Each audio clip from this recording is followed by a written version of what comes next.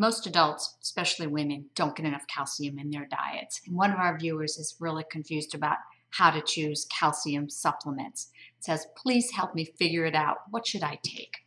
So first of all, food first. Always what we recommend as registered dietitians, that when you can, try to get the calcium through food, because not only will you get the calcium, but usually foods that are rich in calcium also contain vitamin D, which is a nutrient of concern, just like calcium, because we don't get enough of it.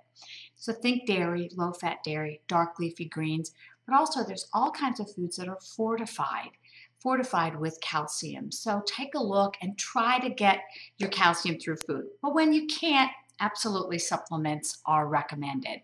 Try to limit the supplements to no more than 500 milligrams at a time. That will increase the efficiency of absorption. And most supplements come in two forms, calcium carbonate or calcium citrate. Calcium carbonate, also the form that you find in over-the-counter antacids, it should be taken with food because the combination will help and improve its absorption, whereas calcium citrate can be taken alone on an empty stomach.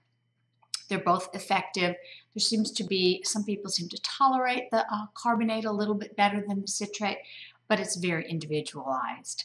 Most of us adults need from 1,000 to 1,200 milligrams per day. So try to get it from food first, then maybe supplement what you can't fill in with your diet with a calcium supplement of either citrate or carbonate. Those are two of the better forms that have a good absorption rate. And be careful because caffeinated products, and high salt products can interfere with calcium absorption. So try not to take them at the same time.